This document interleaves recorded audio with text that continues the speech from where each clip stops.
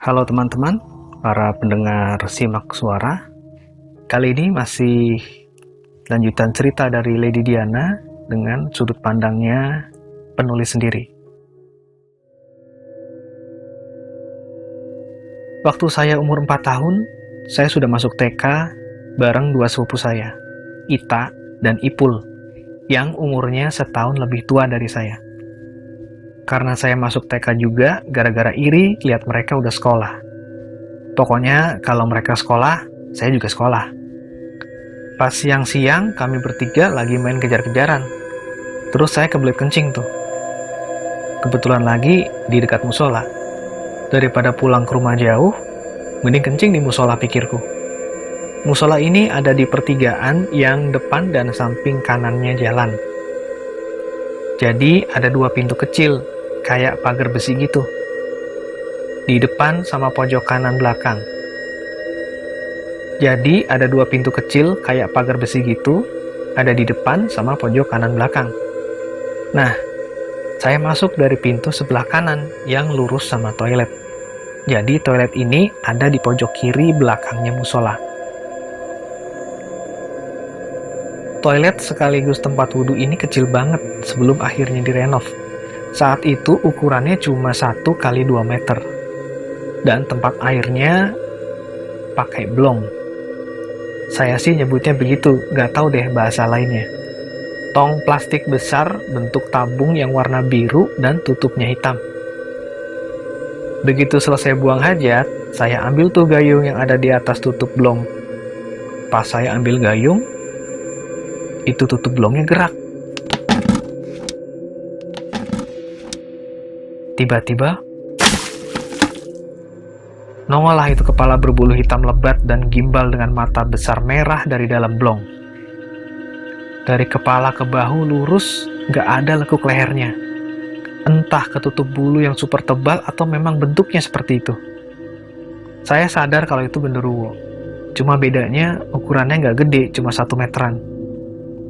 Spontan begitu melihat, larilah saya terbirit-birit sambil nangis ninggalin dua sepupu saya yang masih nunggu di pintu musola. Setelah itu gak pernah lagi tuh saya lihat hal-hal kayak gitu sampai saya kelas 5 SD. Waktu itu malam jam 10-an kira-kira, saya habis nonton Jurassic Park di warung bertiga bareng bapak dan Hasan adikku yang masih 4 tahun. Karena sudah malam dan besok sekolah, saya langsung pergi tidur ke kamar yang juga jadi tempat bapak ngajar ngaji. Cuma perasaan rada-rada gak enak, jadi saya ajak tuh si Hasan. Nah, buhur yuk. Hasan menjawab, Ya, Mbak bobo sendiri aja sana. bapak pun menimpali, Temenin tuh nah, mbaknya takut tidur sendirian. ah, asem banget dikatain takut sama bapak. Akhirnya pergi aja langsung ke kamar buat tidur. Saya gelar kasur yang lumayan lebar dan berat banget. Nih kasur cukup buat tidur 4 orang. Karena di rumah cuma ada 1 kasur panjang yang dipakai orang tuaku, jadi anak-anaknya pakai kasur gelar yang isinya masih pakai kapuk. Tapi saya suka banget, soalnya adem dibanding tidur di ranjang. Saya tidur di pinggir menghadap kiri, dan punggung saya menempel tembok sambil meluk guling dan nutupin muka. Beberapa menit belum bisa tidur, karena ngantuknya hilang begitu aja. Tiba-tiba ada suara helaan napas di depanku. Tapi suaranya pelan dan berat banget, kayak orang rada sesak napas gitu. Kukira Hasan nyusul buat tidur. Nah, kamu ya? Tidak ada jawaban. Hah? Masih tidak ada jawaban. Penasaran, kuintiplah dengan angkat guling yang nutupin muka sedikit.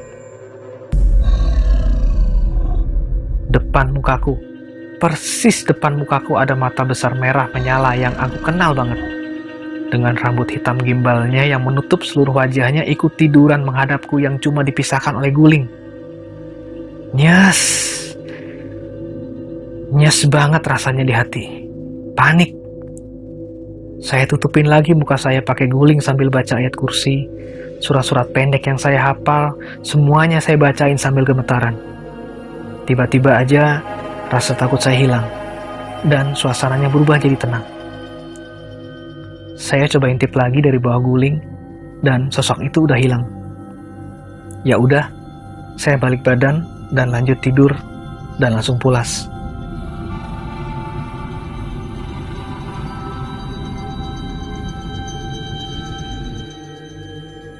Waktu saya masih sekolah SD dan toko bapak masih rame-ramenya, saya sering belajar sendiri karena orang tua saya sibuk sama pembeli. Malam itu seperti biasa, saya lagi ngerjain PR dari sekolah sendirian. Di toko ini ada rak untuk barang yang ditaruh di tengah sekaligus jadi pembatas buat sedikit ruangan di belakang yang biasa dipakai untuk salat sekaligus tempat tidur orang tuaku. Nah, saya belajar di situ sambil menghadap lorong yang ada di belakang rumah. Ngerjain PR sambil tengkurap karena nggak pakai meja. Cuma beralas bantal biar dada nggak sakit. Lagi fokus-fokusnya saya ngerjain PR sambil nunduk, sekilas saya lihat di depan saya bapak lewat di lorong dari arah warung nasi ke kamar saya di arah timur pakai gamis putih yang biasa bapak pakai kalau pergi sholat Jumat. Saya noleh sebentar. Oh, mungkin bapak mau sholat di sebelah, pikir saya begitu.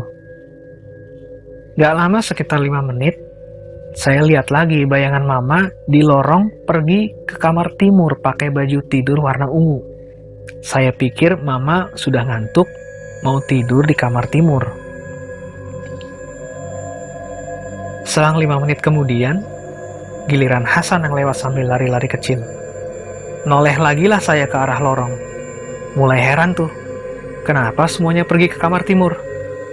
Akhirnya saya bangun dan coba melongo ke lorong, dan dari kamar timur sama sekali nggak ada suara apapun. Tiba-tiba saya kaget, karena saya mendengar suara tawa bapak yang keras dari toko, bareng mama juga. Lah, iya ya, kan dari tadi mama sama bapak jaga toko. Paniklah saya, karena sadar kalau yang lewat barusan itu bukan orang. Wah, nggak beres nih. Langsung saja saya beresin buku-buku dan saya bawa pergi ke depan. Kok pindah? Tanya mama. Nggak apa-apa, Ma. Cuma sepi di belakang sendirian. Jawabku begitu. Ma, tadi Mama lewat belakang ya? Pakai baju tidur warna ungu. Tanyaku memastikan kalau memang yang kulihat tadi itu bukan mama. Kenapa? Karena sekarang saja mama masih pakai baju lengkap, gamis, dan kerudung. Dan Hasan pun lagi asik main sama Mbak Atin, tetangga yang bantu mama di warung nasinya. Mama bingung. Lewat kemana? Orang dari tadi mama di sini sama bapak. Lagian mama nggak punya baju tidur warna ungu. Ya, makin lemes lah saya. Kenapa mesti lihat hal kayak gitu sampai 3 sekaligus sekalian?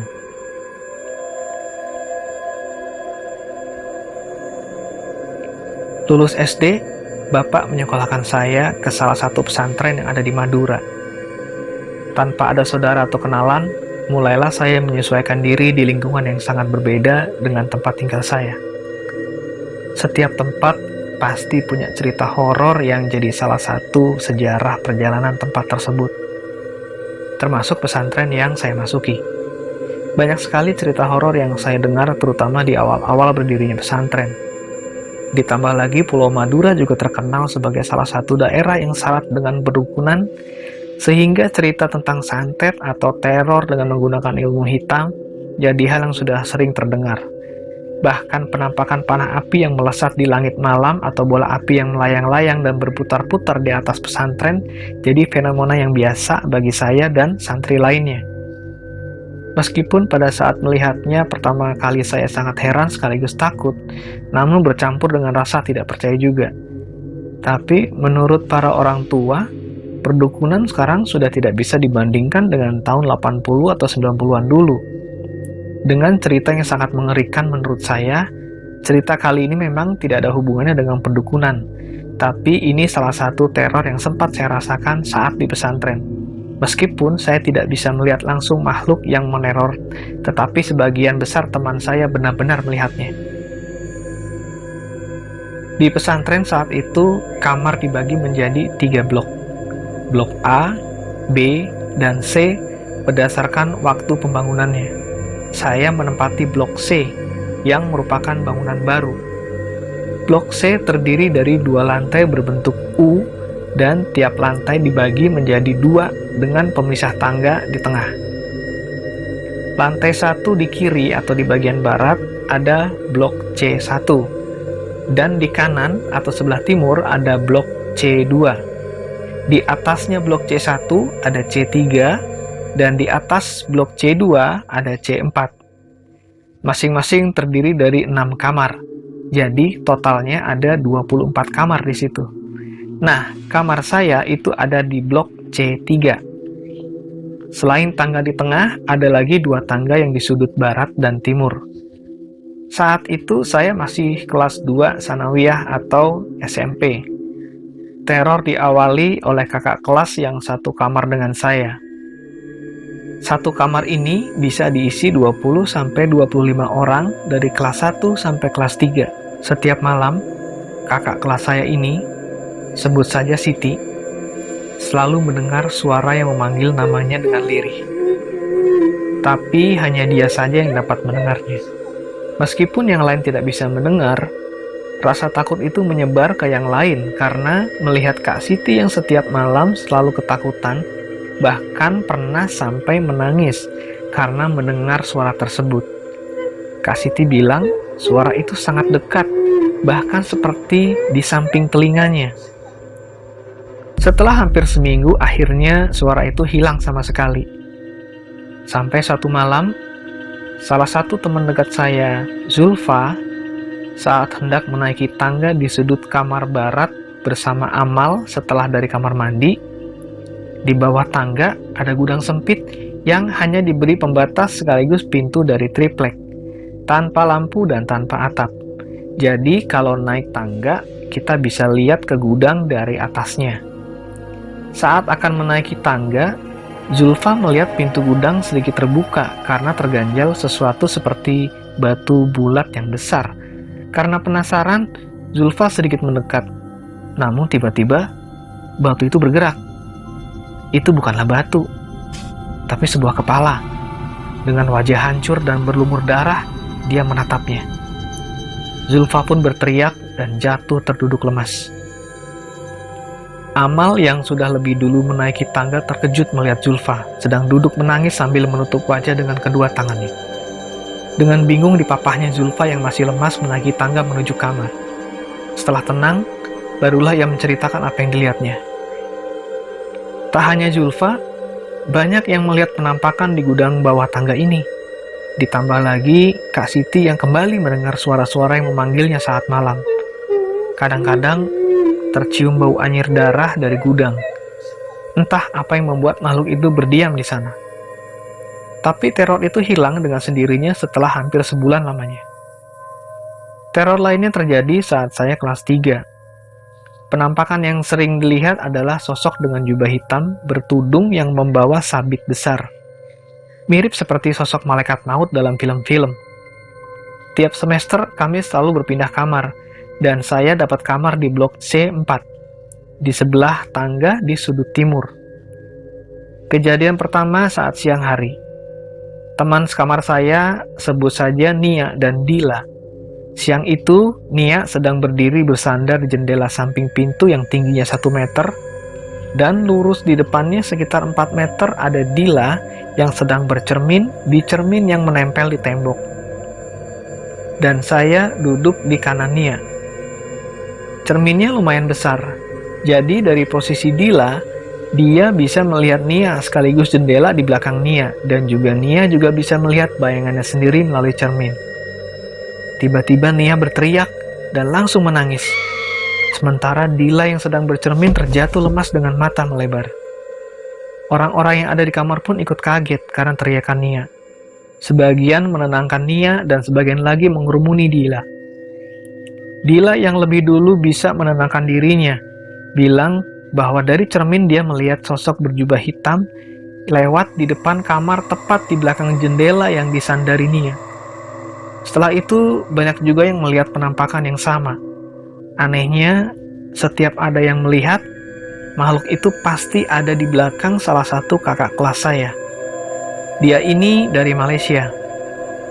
Dari kejadian itu, banyak cerita dari teman sekamar kakak kelas saya itu. Kalau dia sempat 2 kali terpergok memakai sabuk aneh dan lumayan besar, meski dia memakai dan melepasnya diam-diam, seakan-akan menutupi agar yang lain tidak melihat. Karena begitu meresahkan, sampai ustadz pengurus pesantren pun turun tangan. Setelah diselidiki, kakak kelas ini diinterogasi. Dia memang memakai sabuk yang merupakan jimat, dan makhluk itu adalah penunggu dari jimat itu. Entah apa tujuan dia memakainya. Setelah dipaksa untuk melepas dan menyerahkan sabuknya, tak beberapa lama kakak kelas saya ini keluar dari pesantren sekitar 2 minggu setelah kejadian. Dengan diambilnya sabuk itu, maka berakhir juga teror makhluk yang bertudung itu. Selain teror penampangan yang sering terjadi adalah doppelganger, makhluk yang sering menyerupai orang lain. Dia selalu muncul di tangga sudut timur samping kamar saya. Kamar mandi di blok C ada di belakang kamar yang memanjang dari barat ke timur dan dibagi jadi 4 sesuai jumlah blok C. Kamar mandinya berjejer dengan satu kolam yang memanjang. Jadi kamar mandi ini disekat, namun bak mandinya tersambung dari kamar ke kamar. Jadi, kalau sampo atau sabun habis, kita bisa minta ke teman di sebelah melalui bak mandi ini. Karena jumlah kamar mandi yang tidak sebanding dengan jumlah santri, maka antrian panjang pun sudah jadi pemandangan setiap hari, setiap pagi, dan sore. Apalagi menjelang maghrib setelah kegiatan sore. Waktu yang tersisa sedikit sebelum bel sholat jamaah membuat antrian sedikit kisruh oleh anak-anak yang menggedor pintu kamar mandi jika temannya mandi terlalu lama. Namun bagi santri yang sedang berhalangan, biasanya memilih mandi saat anak-anak lain sudah pergi ke musola. Seperti saya saat ini. Sambil mandi, saya juga mencuci pakaian bareng Anggun. Bel sudah berbunyi dan kamar mandi sudah sepi. Terdengar suara sholawat dari masjid menunggu azan maghrib. Saya mandi sambil ngobrol sama Anggun karena tembok pembatasnya tidak menutup sampai atap, hanya setinggi 2 meteran. Nak, kamu udah selesai? Lalu saya menjawab, Masih lama, Gun. Kamu udah? Bentar lagi, kamu mau aku tungguin? jawab Anggun. Gak usah, kamu duluan aja. Aku masih lama nih. Tak lama kemudian, saya mendengar Anggun membuka pintu kamar mandi dan keluar. Anggun pun berkata, Nak, kamu belum selesai? saya menjawab, Belum, kamu duluan aja. saya ini orang yang kalau mandi termasuk lama banget. Anggun berkata lagi, Tapi udah gak ada orang loh, Nak. Tinggal kamu sendirian loh. lalu saya menjawab, Iya, udah gak apa-apa, duluan aja sana. Anggun pun menjawab. Ya udah, aku duluan ya. Tak lama kemudian, suasana begitu sepi, hanya suara yang saya buat yang terdengar. Tiba-tiba, saya mendengar ada suara orang yang sedang menangis. Anak siapa tuh nangis di kamar mandi? Pikir saya. Mungkin dia lagi kangen rumahnya. Saya sudah hampir selesai dan tinggal memakai baju. Tapi ada yang aneh. Saat saya dengarkan, suara itu semakin mendekat seperti berpindah dari satu kamar mandi ke kamar mandi lainnya.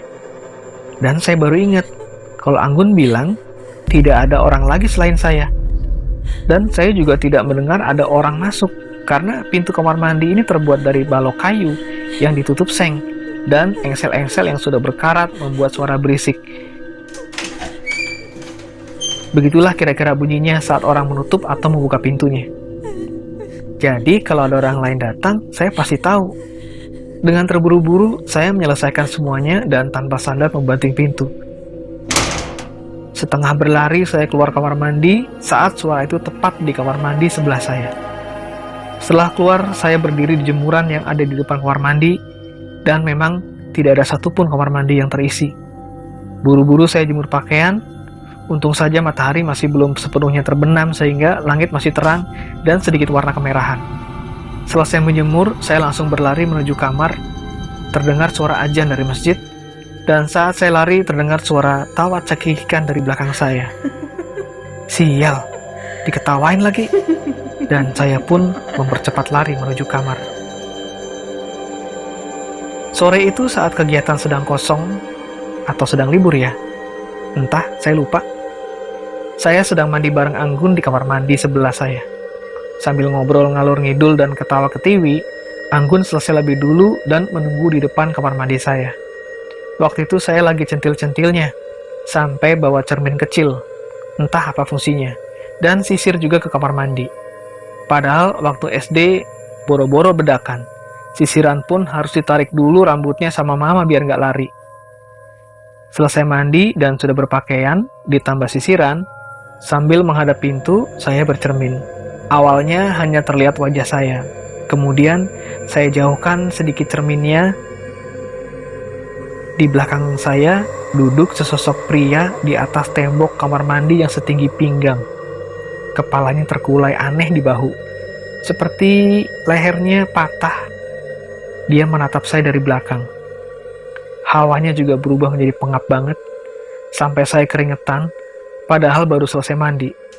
Dengan ketakutan, saya buka pintu sambil dibanting. Anggun yang berdiri di depan pintu pun kaget. Kenapa, Nak? Tanya Anggun. Kuning, di belakangku ada apa? Anggun mengintip ke belakangku. Gak ada apa-apa. Kenapa sih? Kutarik tangannya. Nanti ku ceritain di kamar.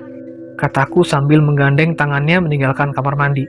Dari situ, saya nggak pernah lagi bawa cermin, bahkan suka parno sendiri kalau masuk kamar mandi yang ada cerminnya. Kalau blok C, khusus anak sanawiyah, kelas 1 sampai kelas 3 reguler dan kelas 1 intensif, maka untuk anak kelas 4, 1 aliyah atau SMA, ditempatkan di blok B bersama dengan anak kelas 3 intensif. Jadi sistemnya, bagi yang lulus SD akan menempuh pendidikan dari kelas 1 sampai kelas 6 dan disebut kelas reguler. Dan ijazah hanya didapat setelah lulus kelas 6, jadi nggak ada ijazah SMP sanawiyah. Di depan kanan blok B ada kelas yang digunakan oleh kelas 4. Jadi dari kamar dekat banget sama kelas. Sementara kelas lain ada di bagian barat dibatasi dengan gerbang. Jadi saat sudah bel masuk, pengurus yang bertugas akan stay di gerbang dan menghukum santri-santri yang datang terlambat. Jadi kelas 4 ini enak banget karena nggak ada kata terlambat. Gedung kelas ini ada dua lantai. 3 ruang di bawah untuk perpustakaan, lab bahasa, dan lab IPA. Dan 3 kelas di atasnya untuk KBM kelas 4. Tangga ada di sebelah kiri bangunan dan bentuknya terbuka. Jadi kalau hujan deras dan nggak bawa payung, bakal basah kuyup kalau lewat tangga. Ini kelas ternyaman menurut saya. Karena pohon besar berjejer di seberang jalanan bangunan kelas, sehingga teduh tanpa terkena panasnya matahari. Dan jendela besar yang berjejer tanpa kaca, bikin angin bebas berembus masuk dan sukses bikin ngantuk saat pelajaran. 3 kelas hanya dipisah rolling door yang sudah rusak, jadi hanya bergantung saja. Jadi kalau ingin main ke kelas sebelah, tinggal menyelinap dari sisi rolling. Selain itu, kelas ini jadi kelas tempat nongkrong favorit saya sama 8 teman dekat saya yang lain.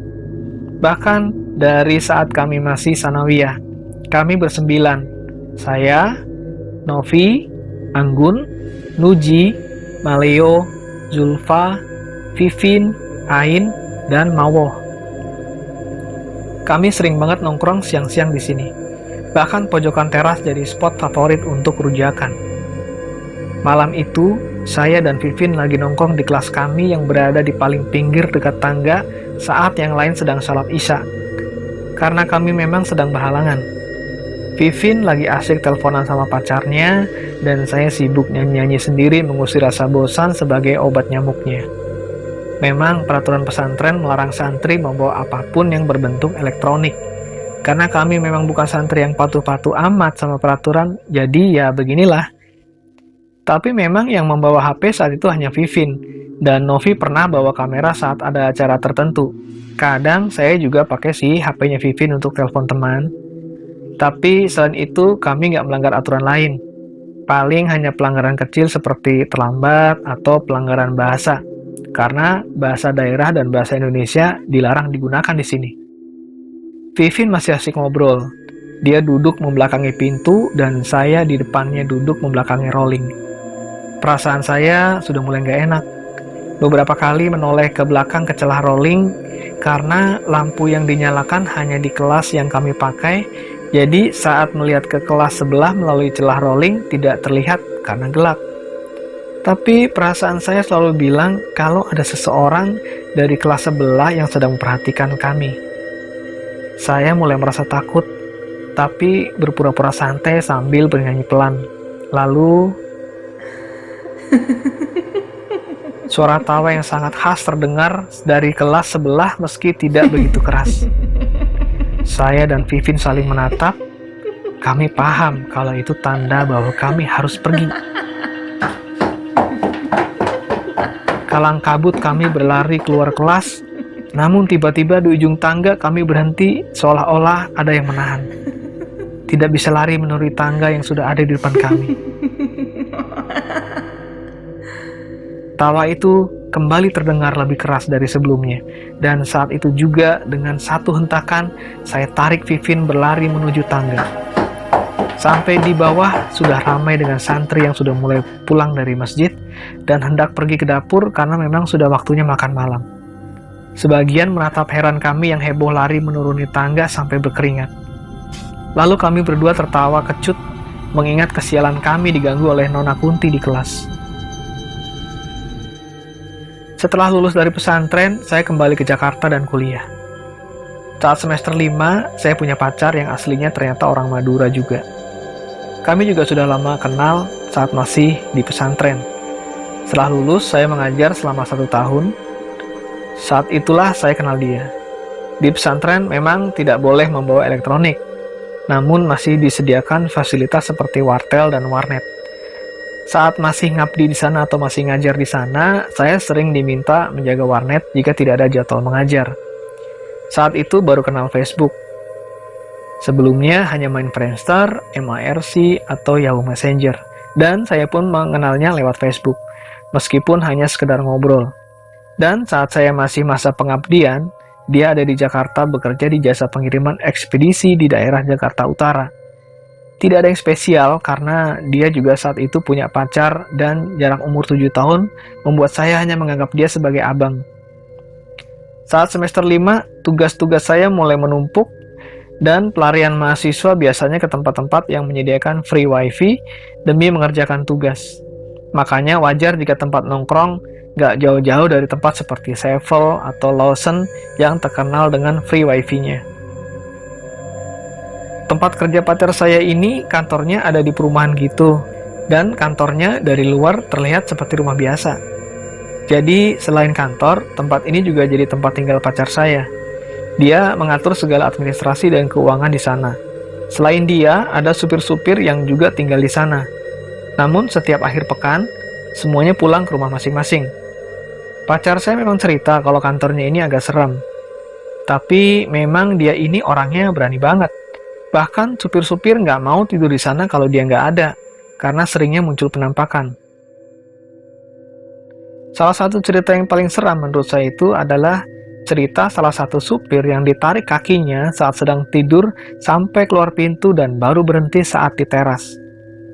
Alhasil, supir itu pun lari pontang-panting keluar sampai di ujung jalan masuk menuju perumahan.